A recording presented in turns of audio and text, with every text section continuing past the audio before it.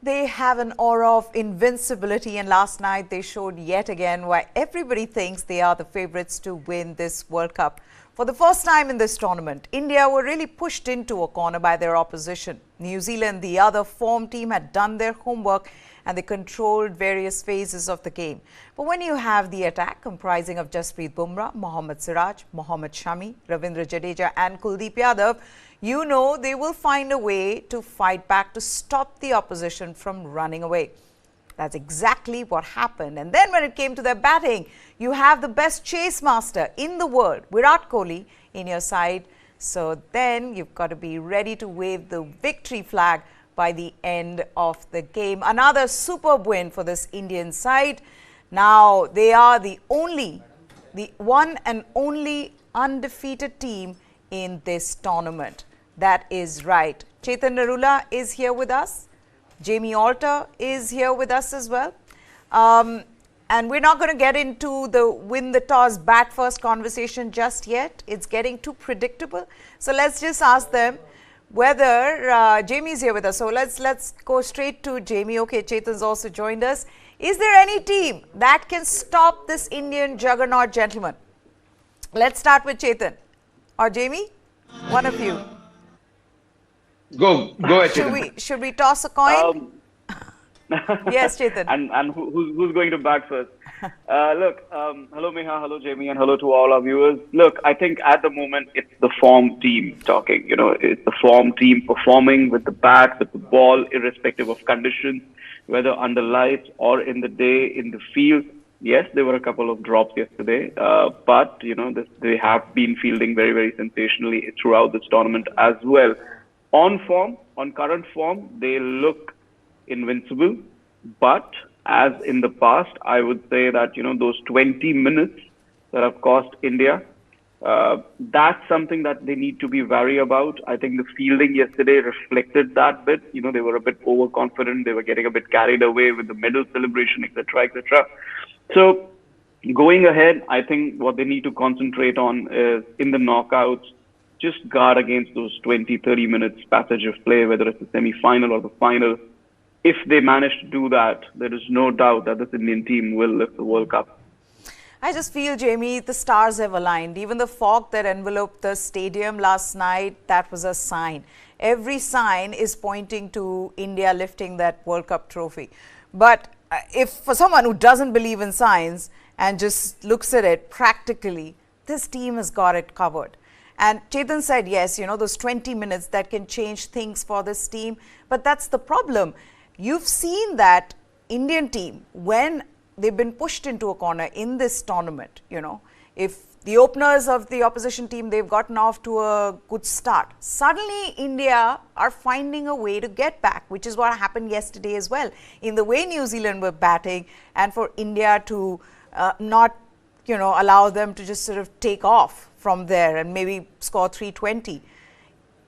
They just have everything that they need right now to win this title. Absolutely. And you started off the show by asking, what is the one team that possibly could beat India? Probably until a week ago, I would have included England in the pool of two. But that pool to me is now really shrunk down to one team. That is South Africa, because of the batting they have, because of the bowling they have, and also because that match will be played at the Eden Gardens. But again, beyond that, just coming back to what you're asking me right now, India do have most bases covered. But let's look at yesterday's match, right? What did India do? Yesterday, India gambled. They gambled and they won. Okay, we all knew with the Hardik Pandya not being here, this was that one match where they'd have to go in with just 5 bowlers. It's a gamble when you're playing New Zealand, which is your bogey team, right? But that gamble paid off so well. Once again, I know all the headlines will predominantly be about Virat Kohli, the master of the chase. But let's get down to brass tacks. These 5 chases have been because of the best bowling lineup in this World Cup. And yesterday, without Hardik Pandya, they gambled. They had the perfect man to come in off the bench. Just like in 2019, the first 4 matches, Shami didn't play. Shami comes in and immediately, just like Mohali a few weeks ago, he sets up the chase with 5 wickets, So So yes, things are falling into place, things are aligning, but I think not enough is being said about how excellent India's bowling has been. If they're chasing, I said this again on a post-match show yesterday, look at the targets they're chasing. Under 200, just over 200, Yeah. 256, True. 273, 272. These are imminently gettable totals for this outstanding juggernaut known as the Indian team. I'm not saying 300 is not doable. They'll probably get to 300. But Yeah. just to go back to what Chetan said, that 15, 20 minutes is what India need to guard for. Outstanding for KL Rahul, outstanding for Virat Kohli, the leading run getter. But all this is possible because of how exceptional Yeah. the best. There is no bowling attack that comes close. Probably South Africa, a distant second to my mind.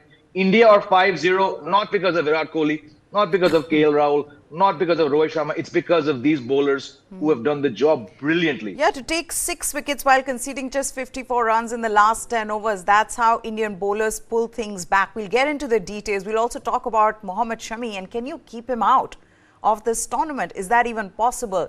But first, let's look back at the action. India are the only unbeaten team in the tournament, having defeated New Zealand by 4 wickets in a match headlined by Mohammad Shami's return to the 11 and another Virat Kohli innings of note. Electing to field, India dismissed New Zealand's openers with just 19 runs on the board, with Mohammad Shami striking with his first ball of the World Cup.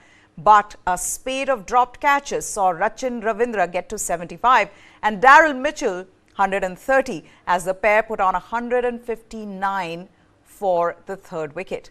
The Black Caps looked set for 300 plus before Shami, Jasprit Bumrah and Ravindra Jadeja applied the brakes. 6 wickets fell in the last 6 overs of the New Zealand innings, and from overs 41 to 49 there were just 2 boundaries struck, which in the end proved the difference between India chasing a very gettable 274 in these conditions and not 300. Rohit Sharma and Shubman Gill got off to a brisk start before both were out, playing aggressive shots to Lockie Ferguson. And while each of the batsmen who came to the crease got starts and failed to convert, there was a certain Virat Kohli who hung around to score 95 from 104 balls in a narrow victory. Our first close match of the tournament, and also that 95. Kohli was desperate to convert it into 100. We're going to talk about that as well. I can see Chetan already rolling his eyes, which a lot of Virat Kohli fans, which happens to be the whole world, will not like. But guys, let's talk about a little more about electing to field. And Chetan, we've had so many conversations around it, and we've said, boss, if you are in doubt, bat first. You've said at times, no, dew plays the role. I have a feeling with this Indian team, they are the only team in this tournament that has the advantage of the kind of bowling they have, the depth in their bowling, where they can reduce the opposition to a par total or a below par total, and then they have a chase master in Virat Kohli. Otherwise, I feel in this World Cup, if you get to 300 plus, it is so difficult. Yesterday again, they were looking good. New Zealand were really batting well, and you felt like, oh my gosh, if this gets to 320, 350, what is going to happen? Indian bowlers once again pulling that back. Jamie was talking about how good this bowling is, but Mohammad Shami, with what he did, 5-wicket haul in his very first match, his second 5-wicket haul of his career, my goodness, I can keep on going, and then he has to sit out. What now? Mohammad Shami, first let's talk about how good he was. And then what now for Mohammad Shami? He was brilliant. He was brilliant. There's no doubt about it. I mean, we've spoken about many times that what happens when, when the players are benched and they are waiting for their turn. And we have seen Rohit Sharma and Rahul Dravid talk about it too, that those 4 players, they are very happy. They were, we were talking about Ashwin, but we also have to talk about Shami. He's also happy sitting out. He's also happy waiting for his chance while Bumrah and Siraj are leading the attack, and Hardik Pandya are leading the attack for India. So it's not easy for someone like him because he's a very rhythm bowler. He needs to be, constantly bowling, and that's something that he's been doing in the nets, and he's been keeping his rhythm up. So which is wonderful to see.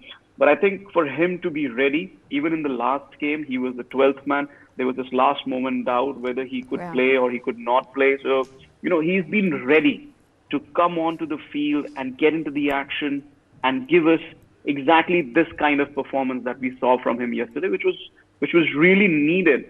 And I think what we are forgetting is there's this one passage of play where Ravindra Jadeja had bowled out his 10 overs by the 30th. I think that was a grave mistake from Rohit Sharma, but he had no other option because he didn't have a sixth bowler and Kuldeep Yadav was being taken for runs. So he needed somebody to give him that control.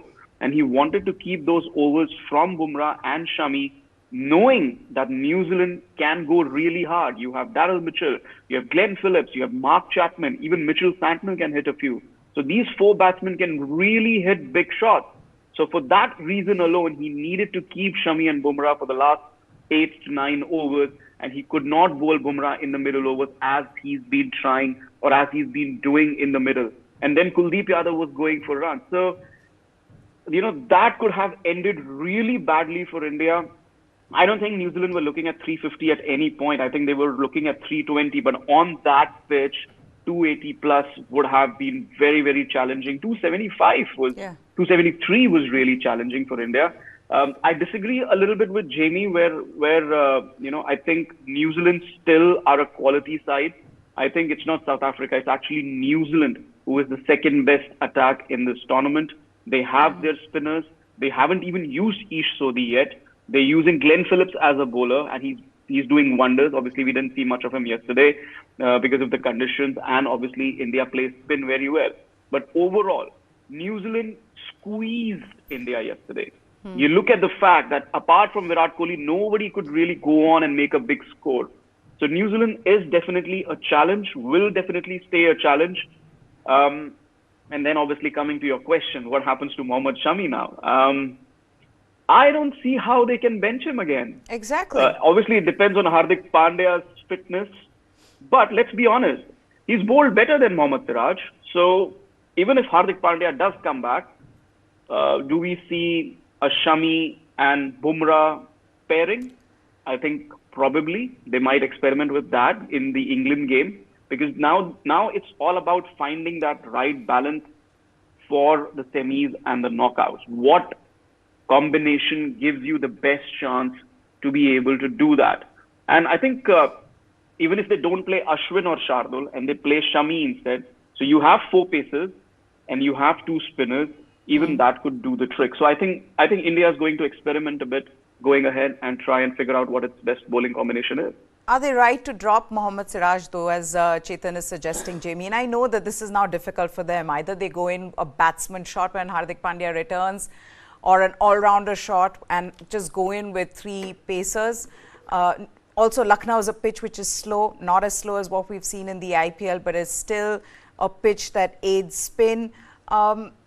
Keeping that in mind, what do you think they'll look to do in case Hardik Pandya returns to the side? As I said, India gambled yesterday by going in with just 5 bowlers and effectively, well, not effectively, in fact, ending their batting at Ravindra Jadeja, which is why I think this will be discussed at some point in this show. If the margin was 10, 12 runs, would Virat Kohli's shot have been on? He probably may not have played that shot, knowing that the victory target was going to be 10, 11 runs. But again, I'm talking about the gamble factor, the risk factor, right? It worked yesterday. Having said that, before Mohammad Shami came in and you were operating with Shardul Thakur, you were still bowling out opposition teams for the same kind of target. It was 272 was, I think, the highest they conceded against Afghanistan. And then yesterday was 273. So, I mean, that's the same target. So it's not like Mohammad Shami coming in has suddenly, made getting your teams out for less. It still did the job, So I would not be surprised if Mohammad Shami played, and I would not be surprised if Mohammad Shami was benched. Now, coming back to Mohammad Siraj, I think we've all been saying this because Siraj has not been at optimum level. But 4 games was too early to start to bench him or rest him, whatever term they use. But now with Shami doing this, and Chetan is right, he bowled exceptionally well and far better than Siraj has combined in 4 matches. So now if it is time, and let's face it, India has 3 fast bowlers, we're never going to play 9 matches each. This could be the time you're virtually in the semi-finals. It would not at all surprise me if for the next match, and again, I think from now on, Meha, they might be taking it on a match-by-match basis. Chetan referred to it as experimenting. That's probably the best way to do it.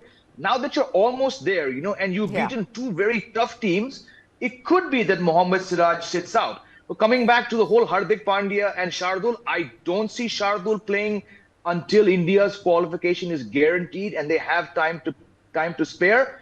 Because what Mohammad Shami is doing is he's actually giving you a better chance at bowling out tougher teams for under 280. And I think I'll agree here with Chetan that when the matter does get into that 285, 290 realm, it may seem like 10, 12 runs to the common viewer. But Yeah. those of us who watch cricket very closely and who know what 10, 12 runs do, that falls into the proverbial 15, 20 minutes of madness or of temptation that Indian teams often fall into.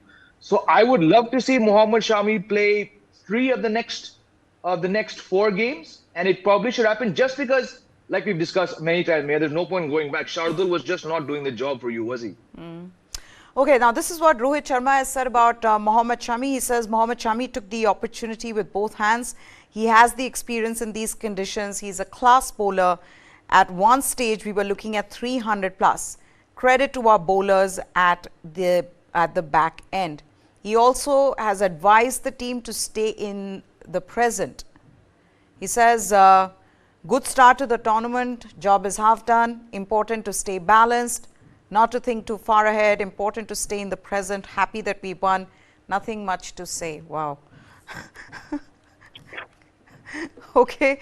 Then he talks about how Kohli and Ravindra Jadeja pulled things back for India. He says he's done this for us for so many years. He backed himself to do the job. Kohli and Jadeja pulled us back when we lost a few wickets in the middle. The fielding is something we pride ourselves on. Today, the fielding wasn't clinical. Ravindra Jadeja is one of the best fielders in the world. These things happen. Now, let's talk about Virat Kohli, because we had to get to it eventually, and we've got a lot of time right now. So let's first talk about the genius of Virat Kohli and talk about whether Virat Kohli is chasing the milestones a bit too far. So there is no doubt that Virat Kohli is the most popular cricketer in the world. He's lit up this World Cup with some absolutely brilliant knocks. But let's not forget that he was under scrutiny for not scoring runs the Virat Kohli way before this tournament began. There were talks of Virat the batter not being the same anymore. The fact that he's slowing down with age. Today, after having taken India to another win in the World Cup, Virat Kohli has proved his critics wrong once again. He's already the highest run scorer in this tournament. He helped India win in 4 out of the 5 matches so far. He's a genius, we know, when it comes to chasing, having scored 27 hundreds in run chases where India have won 23 times. Last night, he came close to equaling Sachin Tendulkar's record of 49, and he did try to get it. He tried hard. He denied a single yet again, like the last game. He was on 95, 5 was needed for a win. Virat Kohli could have easily played shots down the ground to get to that 5 runs that India needed to win, but he needed more, and he wanted to go for a 6 so that he could get to his 100, which unfortunately he couldn't cross the boundary when he went for that 6. And now he has to wait for his number 49. So first, let's just talk about the genius of Virat Kohli. And like I was saying this before, Chetan, that when you have someone like a Virat Kohli in your team who just knows how to time his chase, he knows exactly what to do with his knock. You know, in the way he started, he was 28 or 47 deliveries in the first half. And then he, he accelerated, got to, I think, 60, 62 or something, or 57. He knows exactly what to do. He knows what to do when you're losing wickets at the other end.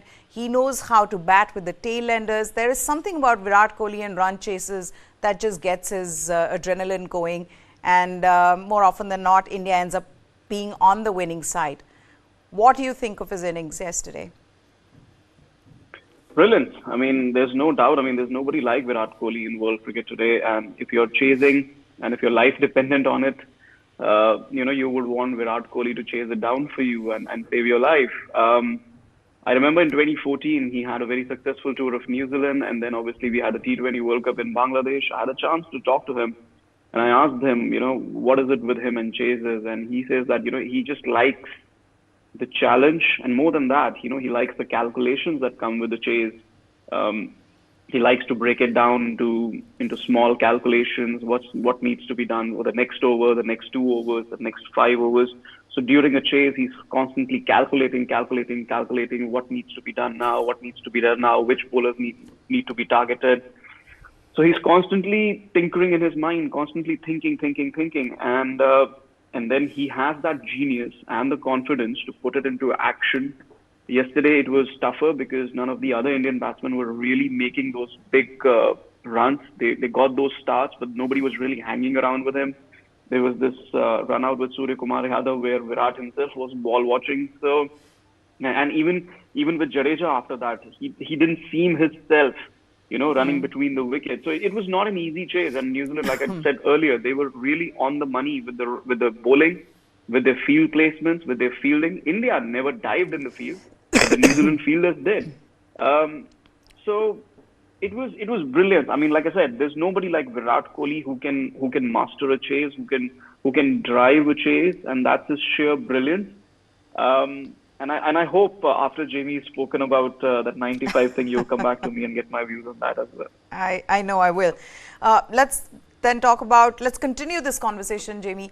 And, what this would mean for this Indian team in terms of the template that they had set for themselves, which seems to be working so well, right? Even yesterday with, with the kind of chase that India had, it was going to be a difficult chase. Rohit Sharma stuck to his template. Shubman Gill stuck to his. They've decided that, look, as openers, we need to give India a good start. Power plays are important. Let's capitalize on it.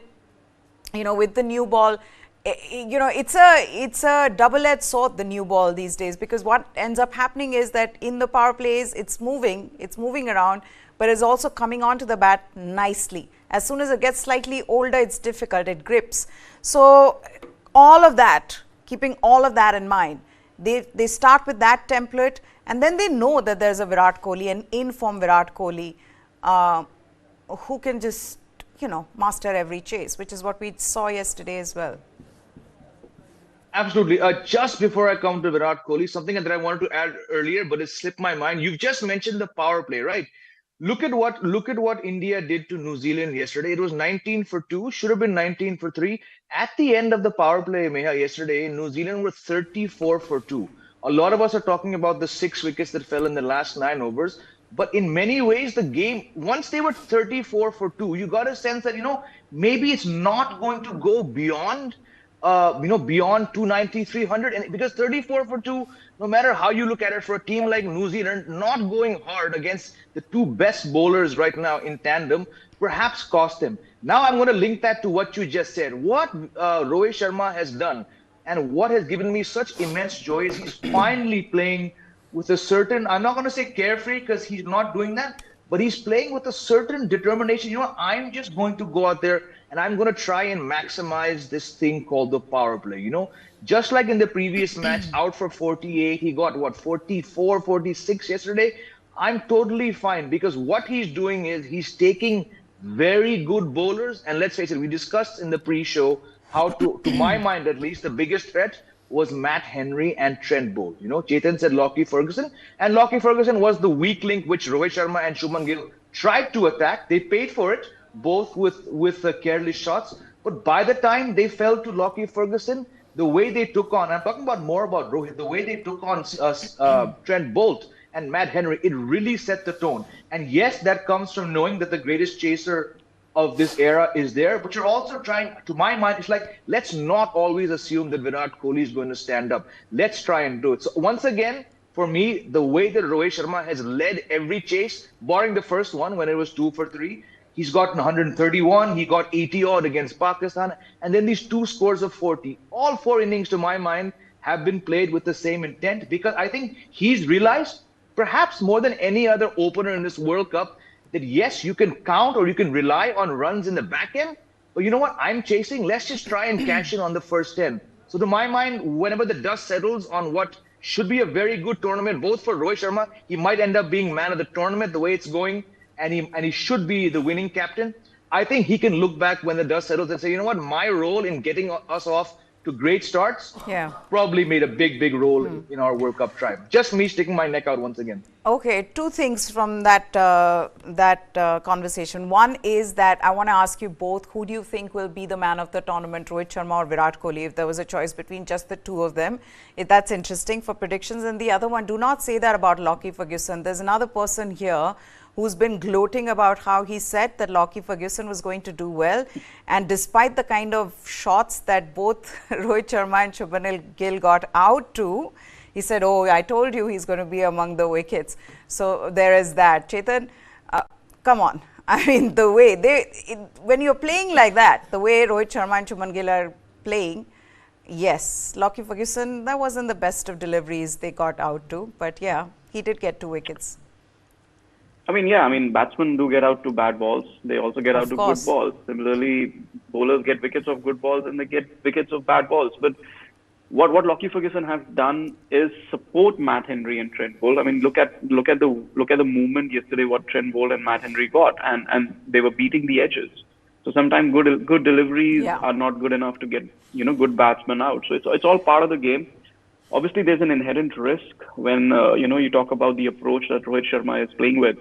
So obviously he's going to chase a wide delivery, and then it can ricochet onto his stump. So it's all part of the game. I'm not going to say that, oh, I picked Lockie Ferguson but I just said he's going to be dangerous, and that's what he's been doing throughout the tournament. He's been coming. If you're looking at Bumrah giving you wickets in the middle overs, he's been doing that same role for New Zealand in the middle overs, coming and picking wickets, and that is what I was trying to underline, that he is going to be a threat in the middle overs.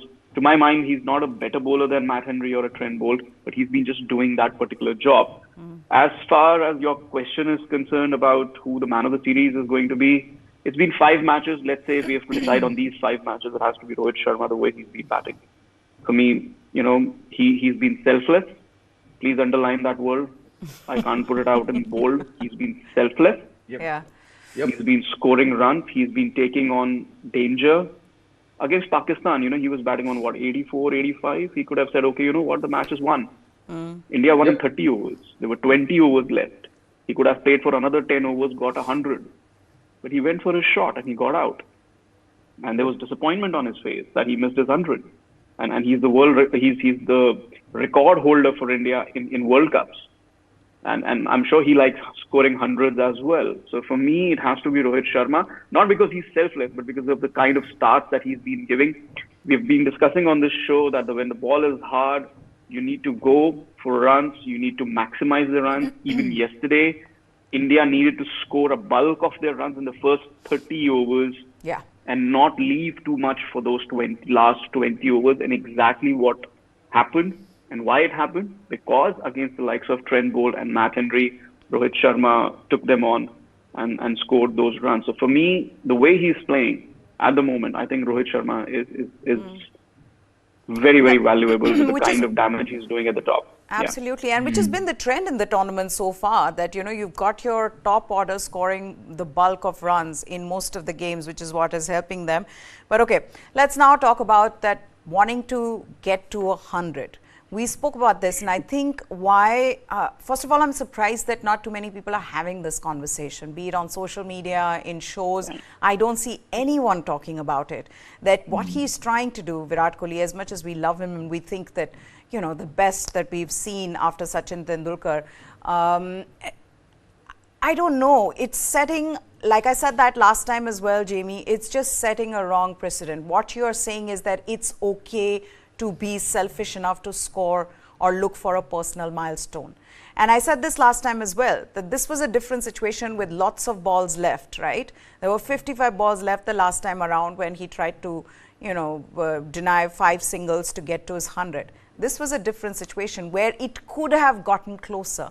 My thing is, at what point? It's a slippery slope. Where is that line drawn that, okay, these are the number of balls and we should, now this is the exact scenario in which we should try and look at our personal milestone and not think of the team first or not think of winning. And that's why I feel what was happening yesterday was once again not really what the game is about. And ironically, fans were cheering him on. Teammates are laughing. I get that. because India are winning, it does not matter. But even the time when, Ravindra Jadeja, he played this defensive shot so that Kohli gets a strike on the last ball in the next over. There are fans in the stadium, they're cheering Ravindra Jadeja on. It almost seems like the world wants him to get 100, which is fine. But boss, there's a game that you need to win. Are we losing that aim? Are we losing what should really be what should be in our sight? I know we're all in the minority here, and once again, I have a problem. I'm not going to say that perhaps Virat Kohli is losing aim of the bottom line consistently, only because he's done amazing things. What has irked me in these last two attempts, blatant attempts to get hundreds, is the nature. This is contrived, Meha. We've seen many batsmen. Virat Kohli himself has often slowed down. In Australia, we discussed on one of these shows how in that, was it the first match when Gill and Iyer got hundreds? They slowed down, Virat Kohli is slowed down.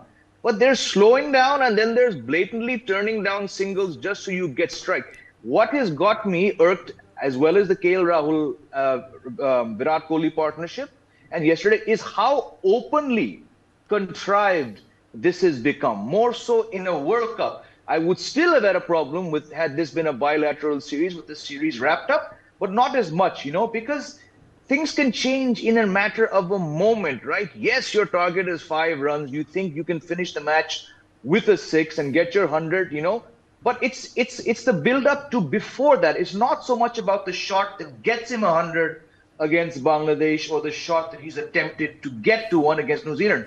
It's the openly, matlab, if I can put it in a Hindi example, ये सब खुले में चल रहा है. That's what's got to me, And Chetan said it that day when he was standing outside the Pune ground. We're talking about today. Fans don't care. This is the whole problem. We have demigods and we build up people, Star Sports, all the brands. They build up one person to seem more important than the other 10. Will this yardstick be afforded to any other player? Yeah. No. Absolutely. What if this was a player from a different country? And the most worrying aspect, Neha, what will this tell another player somewhere down the line whenever Virat Kohli is not around? Maybe he's rested, maybe he's retired. Will a Shreyas Iyer start to have certain thoughts? Will a KL Rahul start to have certain thoughts? Will a Hardik KL Rahul Pandya? already does. Who knows? KL Rahul already does. But That's yes, what I'm saying. I'm talking about the likes of Who knows Shubman what this Gill. is set up? I'm talking about the likes of Shubman Gills, the Yashasvi Jaiswal. Yep. They would all think that it's okay. It's okay to achieve your personal milestones while you're trying to get your team over the line. But again, I feel like that is not what you're playing for. And as open as and as contrived it has been, it just leaves a bad taste in your mouth when you're watching something like that. It just doesn't seem like the right way sport should be played. Again, we are in minority, and I know Chetan has very strong views on it. Yes, Chetan. I'll tell you what my problem with yesterday was. First of all, like you said, the game wasn't won. It was very different from Pune because Trent Bolt could have taken a hat trick. I texted Jamie that. Trent Bolt could have taken a hat trick, and we didn't have all rounders coming after this. We just had the bowlers coming after it, and we're talking about Trent Bolt. He had 2 overs remaining. If he had taken a hat trick, that was game over. That's my problem with it. One. The second problem, it was like what Jamie said. It was looking contrived. It seemed manipulative. You're manipulating a game in the open for the second game running. Yeah. And yes, the people don't have a problem because they're coming to get their money's worth. They want to see a Virat Kohli 100. They want to see India win. They want to see both things happen on the same day. Good. It should happen in the natural course of progression. It should not be manipulated like this. But my biggest problem is, it was one of the greatest batsmen of this generation, one of the greatest batsmen ever to play the ODI game, is disrespecting the game like this for a second game running. How can you justify this in your head? You're the greatest, one of the greatest batsmen to ever have played this game, and you're saying, I am only going to make this about my 100. Yeah. That is my biggest problem with this. It's not about India beating New Zealand anymore. It's not about India winning this game in a way they did by bowling out New Zealand, by stringing together partnerships in a very tough chase, in foggy conditions, in the home ground, winning your 5th match in the World Cup, telling the world, okay, this tournament is us. All of that, pack it up, throw it out of the window. In that moment, it only became about Virat Kohli's 100. And that is sheer disrespect for the game. I've been watching this game for 30 years now. I was so angry. It was disrespectful to me as a fan, as an analyst. I mean, I just don't understand. How is that acceptable? And I really hope that somebody who's bigger in stature than I am, who has a bigger voice than I am, has the strength to go out and say, listen, cut this out. And it's not just Virat Kohli. Rahul Dravid needs to stand up and tell KL Rahul. Rahul Dravid is the same guy who did not let Sachin Tendulkar score a double hundred. He needs to stand up in that dressing room and tell KL Rahul and tell Ravindra Jadeja and tell Virat Kohli, cut it out. If you are getting to your 100 in a natural progression of things, that's fine.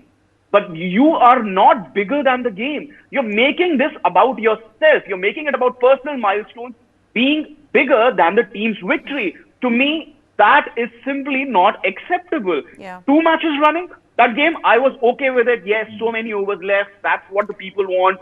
One off, give it to them. No, but that's the thing. I said this. No, but Chetan, that's exactly what I said the last time. After it happened against Bangladesh, I said, you know, if it's happened today, it's going to happen again. And if it is being encouraged, then it's going to happen again. It just so happened that this is, an incident that's happened right after that game. And now you realize what this does to the sport of cricket. And I'm completely shocked by how there's been no reaction whatsoever from anybody. Utterly shocked. Nobody, even the foreign commentators, you know, Simon Dewell can say whatever he wants to say about Daryl Mitchell slowing down. But he doesn't have a word to say about Virat Kohli contriving to get to his 100. That's how, when people say that nobody is bigger than the game, they're wrong there, because here clearly Virat Kohli is setting that as an example, that he is more than the game, that his personal milestone is more than the game itself. I'm not talking about the winning part of it. Of course, India, and he helped India in winning. That's not even the argument, but the way to go about it. Are you manipulating the game? Is that the right thing to do? Those are questions I think we all need to try to look to find answers to. But now there's a game on today, and talking about today's match, the actions shifted back to Chennai, where Afghanistan are playing Pakistan, and in fact, Pakistan have won the toss and they've opted to bat first. Babar Azam at the toss has said, we will bat first. The pitch looks very dry and might spin. They have one change where Mohammad Nawaz has fever and Shadab Khan is back. So that's the only change they have. And yes, Pakistan have won the toss and they have opted to bat first. An important game for these two teams, especially for Pakistan, because Afghanistan are, I think, all but out. But Pakistan, they are now on a this is a pressure game. They've got to win this if they want to have hopes of qualifying for the semi-finals. And the loss to Australia, how much will that rankle? Is that, that kind of loss? How much of an impact will that have on Pakistan? We'll find out. Both teams are coming off defeats, not just Pakistan. Pakistan, of course, given their status as the #2 ranked side in ODI cricket, they started the World Cup with 2 wins, but defeats to India and Australia by big margins. That has left them facing a very difficult task to make the Final Four. Babar Azam is out of touch with the bat, and he's bereft of good decisions. Shadab Khan missed the previous match. He's come back. But Mohammad Nawaz, he has also been quite ineffective. That threat one associates with this team when it comes to their pace attack, that's been nullified, that's been negated. Haris Rauf, virtually every team Pakistan's played, he hasn't been impactful. And Pakistan must win all 5 of their remaining games to stay in contention for the semi-finals. Whereas Afghanistan, who are on the last spot, they can, of course, hope to cause a couple of more upsets, can spoil parties for other teams. But yes, they were undone by this overconfidence in the previous match, where after defeating England when defending, they chose to field against New Zealand and they were beaten soundly. Can Rashid Khan, Mujibur Rahman and the Afghan pacers cause Pakistan some troubles today? We know Chennai is going to be good for their spinners. What will it be? An interesting game, guys, on our hands. Let's talk about this one, Jamie. Pakistan are going to be under pressure. Dil Pakistan, bajao, na bajao, they are going to be under pressure. They've got to win all their games from here on if they want to have any chances of qualifying. And on top of that, Afghanistan, like what Pakistan does with India, you know, they come with this vengeance. It's the same when Afghanistan play Pakistan. So there is that rivalry. You know that any other teams, okay, they want to beat Pakistan in a World Cup. You know, while you were speaking, I was just quickly glancing over the 211s that your production team put up on the screen. Afghanistan are playing with 4 spinners. That's going to be 40 overs of spin. Pakistan have gone in with their 3 traditional pace bowlers. Maybe they've misread conditions. Maybe they're a little overconfident. I'm not sure what to read. But if the reports I've read about this pitch being the same as the India-Australia one, and apparently being devoid of grass, as apparently Aaron Finch has just said, have Afghanistan got the edge here? You know, yes, they beat England, but man-to-man, they're probably a weaker team against Pakistan. But have they actually won the match by dropping a pacer and going in with 4 spinners? Because Pakistan's problems against spin are very visible. We've seen that through the Asia Cup. We've seen that here in this World Cup. Adam Zampa got 4 wickets. And now if this track is going to be really slow and dry, Afghanistan might just have played the right card by dropping a pacer and adding another spinner. Chetan, what do you think of the 2 playing 11s and Pakistan choosing to bat first? Look, we're back to discussing the decision after the toss. Look, I think for both sides it was important to bat first. I mean, for Afghanistan, they don't have any other option but to bat first and then put the opposition under pressure with their bowling. That's the only way they can win. But obviously they'll have to do it in a difficult manner today. Pakistan, obviously under chase, they do come under pressure. So for them, it was important to bat first, get those ghosts out of their mind. Jamie said that Pakistan are playing 3 paces. I don't think Pakistan have four spinners. They don't even have 2. They don't have 2 good quality spinners. So where are they going to get those spinners from? So they have to back their strengths. If it's the same as the Chennai pitch as India Australia, we saw what the Pacers could do under lights initially. Maybe Pakistan are looking at that perspective as well. Afghanistan's batting is not the strongest. I think batting first could be an advantage for Pakistan, but I think those 4 spinners, if it's the same pitch, I think it's going to be a great game. Remember, PCB had a huge issue with this game being in Chennai for same reason. Slow pitch, the spinners. I mean, that's never happened in a World Cup situation before, where they're requesting to change the venue, not on security reasons, but because they think it favors the opposition. It's never happened in World Cup history, I'm telling you this. And that was just so laughable about it. So good luck to Pakistan. I think this is going to be a cracker of a game. It's a great rivalry, like you mentioned. And even if it's a budding rivalry, but I think it's a great rivalry. No, absolutely. So this is going to be a cracker of a game, and it's time, guys. Excuse me. You had the cushion of not predicting India's game because I said, you know what, let's not put them under pressure. India, we do have the evening show, and you've got to predict first innings. First innings. What are you expecting from Pakistan? Let's predict that. What do you think Pakistan's score is likely to be? Jamie? 270. Wow. On that pitch, which is, I'm sure, slowed down since the last time India played Australia. Chetan? 250 all out. Okay. 6 o'clock is when we will find out if these 2 gentlemen have been proved right, or who out of them would be proved right. But they've been very, very nicely, guys, teaming together to say एक 250 बोल देते हैं, एक 270 बोल देते हैं, कुछ ना कुछ आसपास हो ही जाएगा. But thank you so much, Jamie and Chetan, for joining us here on this show. That's it. Then on this special, the news from Chennai is that Pakistan have won the toss. They've opted to bat. They've made one change in Mohammad Nawaz sitting out and Shadab Khan coming in. We're completely out of time. Do join us at 6 o'clock. For now, goodbye. Thanks for watching.